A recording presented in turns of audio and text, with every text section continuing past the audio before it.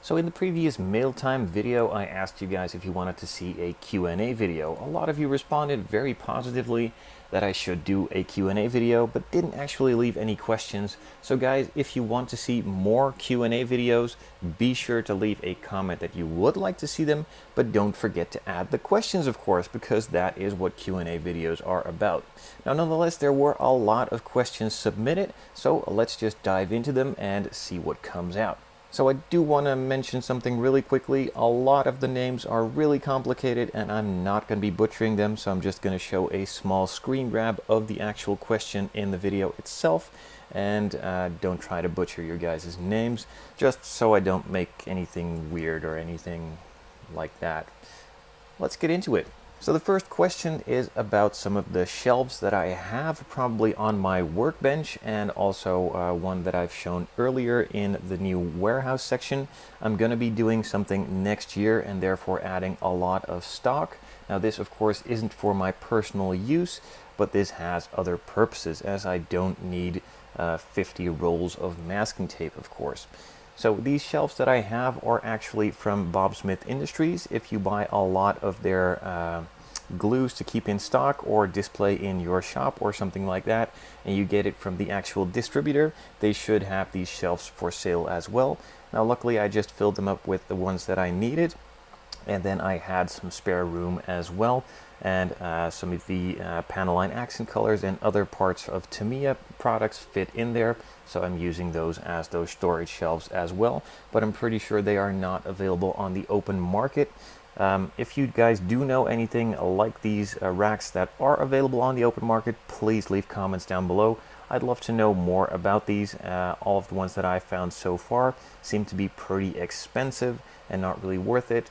Luckily, when you buy a lot of assortments, they do become pretty affordable or attainable, but for separate sales, they aren't really that attainable.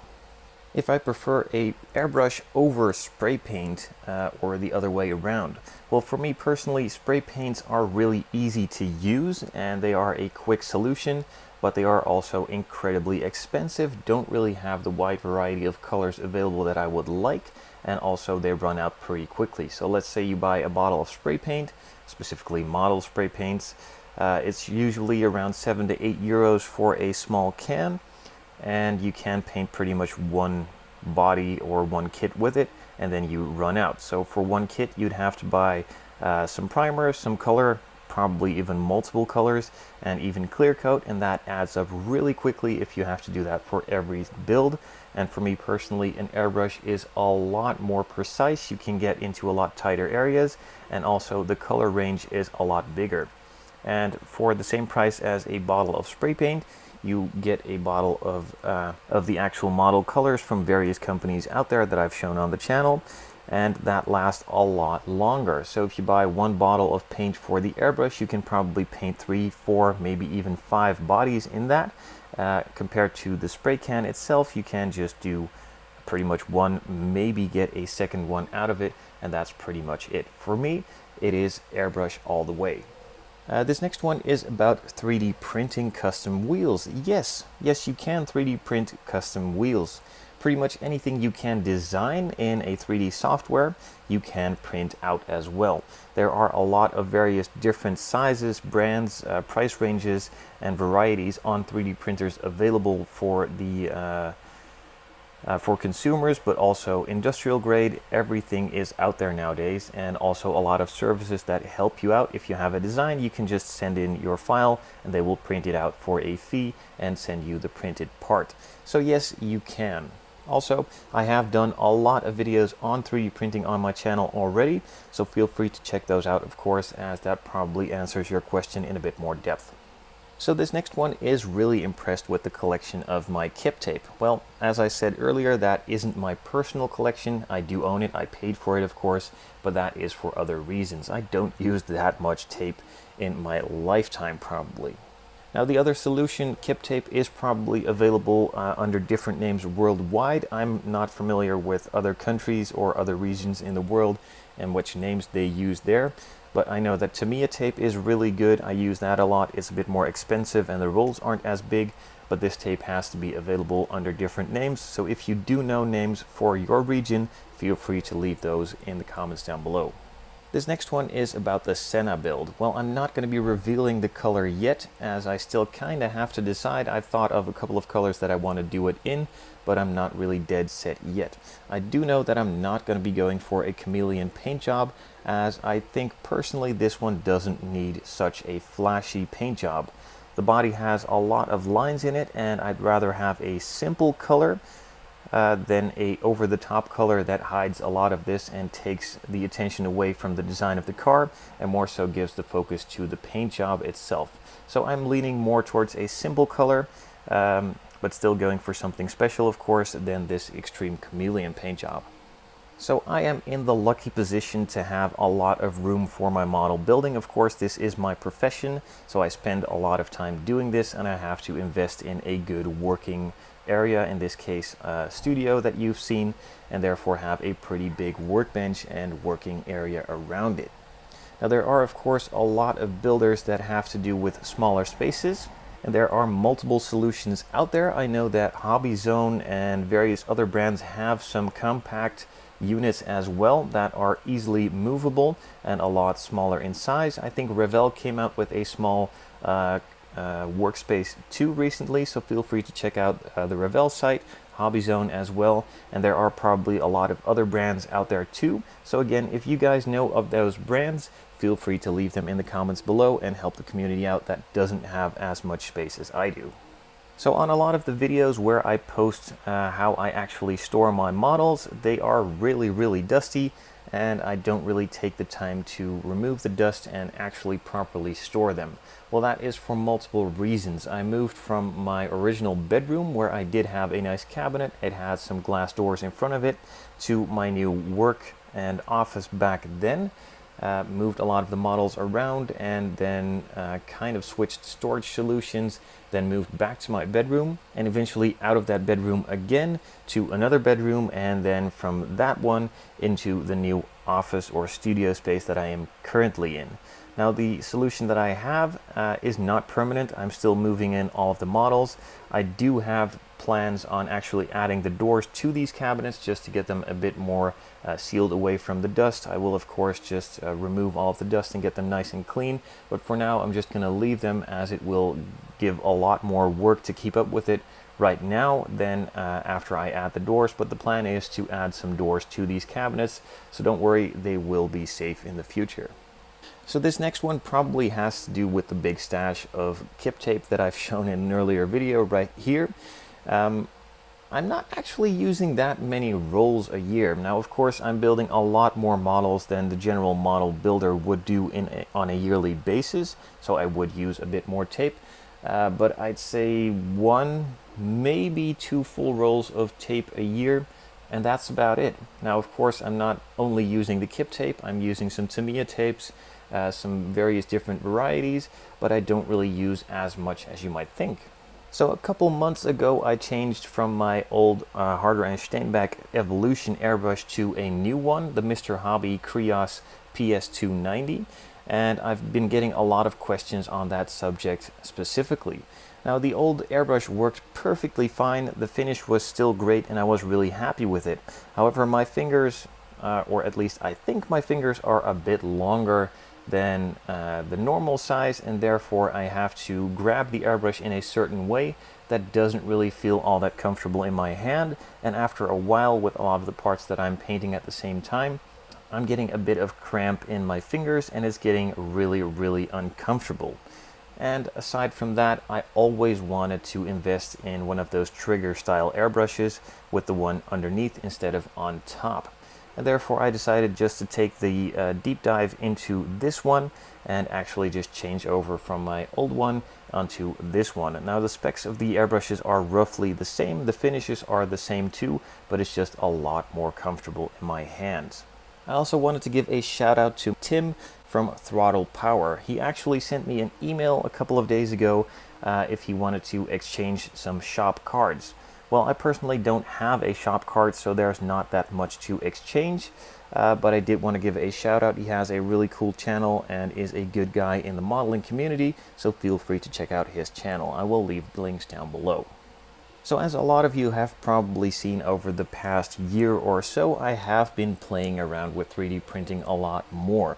I initially started with one printer that got sent in by a very generous company. I tested it out and it didn't really work for the specific builds that I was planning on doing, but it was a good first step into the 3D printing world, getting the basics down.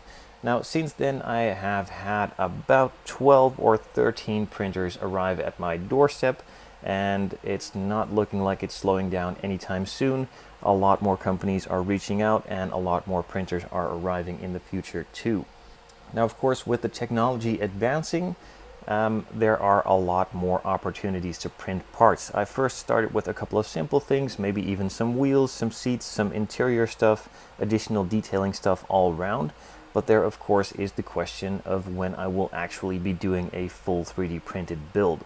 Now, there are a couple problems with that. I would love to do it, but not all of the 3D printed builds are going to be turning out really good, as some of the subjects simply aren't available in a good file format, a 3D file that is, or the cars are simply too complicated and not everything yet can be done with the 3D printers. You can, of course, print all the solid parts like the bodies, the wheels, all the other stuff, but doing clear parts and windows would be a different thing outside of the 3D printing, and more so moving into the vacuum forming and other stuff, so it will evolve from a seemingly simple project into something really complicated and really big. Specifically, if you're just printing and building one car or one kit, it can get out of hand and has a lot more work to be done than simply just buying a kit off the shelf and enjoying the build that way, but maybe that is something to come in the future. Now, I do want to give a little hint. There have been people reaching out with a couple of really cool files that they are creating on actual full kits to be built. Some of them are actually usable, not all of them are, but I have picked out a couple and am in the works of creating and 3D printing, building an actual kit, and there will be a full series on the channel pretty soon. I'll just leave it at that. So in the last video, I showed you that I also got a new vacuum cleaner, and someone suggested that I should get the small USB version too. Well, actually, I got that one before I got the bigger one. I found that online and couldn't resist the urge and had to get it. How cool is this little thing, right? So since pretty much the beginning of the channel, I have been using Zero paints to paint the models. I've advanced and moved into some different brands as well, but I used to have a web shop a couple of years ago where I was a dealer for Zero paints, so I had a lot of the paints in stock and they were really easy for me to use. Of course, as I had pretty much the entire color range available for me, and that was really easy and the go-to paint. The quality of those paints is, of course, really high as well, so even if I wouldn't have been a dealer, I haven't always been a dealer for their paints. I used to not have a shop, if you believe it or not, as well in my beginning years of modeling, and I still used those paints back then. Now, there are a lot more companies out there, of course, and Zero Paints is UK based, and it was really readily available in Europe back then and still today, with a lot more dealers popping up. But on the other side of the world, it is probably a lot harder to get. Now, I know there are a couple of dealers out there, but the waiting times are incredibly long, and it's not really as easy to obtain the colors you'd like as quickly as you'd probably like them. Now, luckily, Zero Paints is not the only company. As mentioned, Streetblisters is out here too, but again, that is a European-based company and not in the US. I know of Gravity Colors being active in the US. I'm not sure how they're doing now, as I haven't seen much of them lately. Splash is also a company I've seen come across in the US, and I think Scale Finishes is one of the first one that was out in the US too. So that's at least 3 that I am pretty certain of that are available out there in the US. Maybe there are even more. Feel free again to let me know down in the comments below and share your knowledge with the rest of the world. So in the last episode where I did the mail time, I also got some stickers in from Streetblisters, and I quickly showed that I put it onto one of the Hobby Zone cabinets I had, and that had a little infill in it, as you can see right here. And I had a couple of questions on where I actually got that. Well, if you've seen a lot of the 3D printing videos on my channel, you might already know this. I designed it myself in Tinkercad, an online 3D modeling program, and 3D printed it. So it's actually not available, I just made it myself. And therefore it might look a bit special, but it is really cool and really neat to have it, and I plan on doing more in the future. So again, on the 3D printing content, I'm probably going to get in a couple more 3D printers that are capable of that kind of work, and I plan on upgrading a lot more of all of these cabinets and shelves that I have on my workbench, and putting in a lot more of those things, but I do have to, of course, design and print them first. And with that, that is the final question for this Q&A. I do have a couple more questions that I saved up for part 2 of this first initial Q&A series, so that will be coming up shortly. If you like this content and want to see more of it in the future, leave comments down below. I will be sure to sum them all up and do another Q&A video in the future. But for now, that's it. Thank you all very much for submitting your questions, and I look forward to doing more of these in the future. So again, let me know if you like this style of content and or if you have any ideas for more content like this in the future. Thank you guys very much, and I'll see you next time.